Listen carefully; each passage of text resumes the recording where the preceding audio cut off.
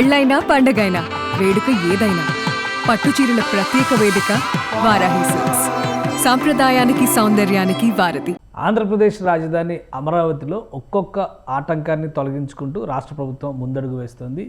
ఇటీవలే gas insulated substation ప్రారంభించిన AP సర్కార్ ఇప్పుడు అమరావతి పరిధిలో ఉన్నటువంటి హై టెన్షన్ విద్యుత్ వైర్లను తొలగించే ప్రక్రియకి శ్రీకారం చుడుతుంది. రాజధాని పరిధిలో ఉన్నటువంటి దాదాపు 35,000 ఎకరాల భూములు, అలానే సీడ్ క్యాపిటల్ ఏరియా వచ్చేటువంటి పరిధిలో ప్రధానంగా హై టెన్షన్ విద్యుత్ వైర్ల కోసం వేసినటువంటి పిల్లర్లు, స్తంభాలు, అలానే ఆ వైర్లు వెళ్ళేటువంటి మార్గాలు, ఇవన్నీ కూడా చాలా ఇబ్బందికరమైనటువంటి వాతావరణాన్ని సృష్టిస్తున్నాయి వివిధ సంస్థలకి. ముఖ్యంగా రాష్ట్ర ప్రభుత్వం గతంలో అధికారంలో ఉన్న సందర్భంలోనే చంద్రబాబు నాయుడు ప్రభుత్వం దాదాపు 130 సంస్థలకి 1,100 ఎకరాల భూముల్ని కేటాయించింది. ఇందులో ప్రభుత్వ రంగ సంస్థలు, ప్రైవేట్ రంగ సంస్థలు కూడా ఉన్నాయి. అయితే ఇప్పుడు ఆయా సంస్థల నిర్మాణ పనుల్ని ప్రారంభించాలంటే హై టెన్షన్ లైన్ల ద్వారా వేసినటువంటి టవర్లు చాలా ఇబ్బందికరంగా మారుతుంటుంది. సిఆర్డీఏ దీనిపైన ప్రత్యేక అధ్యయనం చేసింది. ముఖ్యమంత్రి చంద్రబాబు నాయుడు సూచన మేరకు సర్ఫేస్ వైరింగ్ కాకుండా అండర్ గ్రౌండ్ వైరింగ్ చేయాలనేటువంటి నిర్ణయాన్ని సిఆర్డీఏ తీసుకుంది. దీనికి సంబంధించి కొన్ని ప్రతిపాదనలు సిద్ధం చేసింది.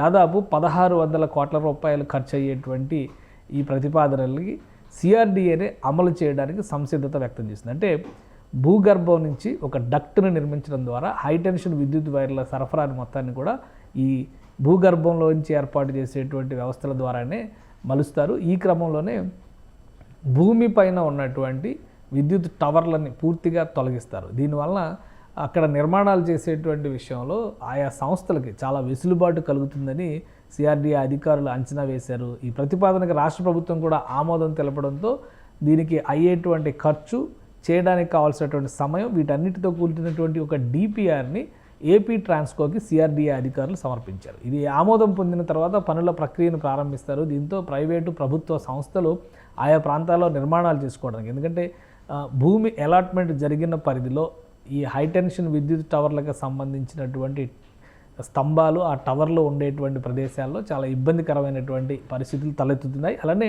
ఈ హై టెన్షన్ విద్యుత్ టవర్లను తొలగించిన తర్వాత దాదాపు మరో 1000 ఎకరాల భూములు సిఆర్డీఏకి అదనంగా దక్కేటువంటి అవకాశం ఉంటుంది. సో వీటిని కూడా సద్వినియోగం చేయడానికి కావాల్సినటువంటి ప్రణాళికలను సిద్ధం చేయవచ్చు అనేటువంటి ఆలోచన చేస్తున్నారు.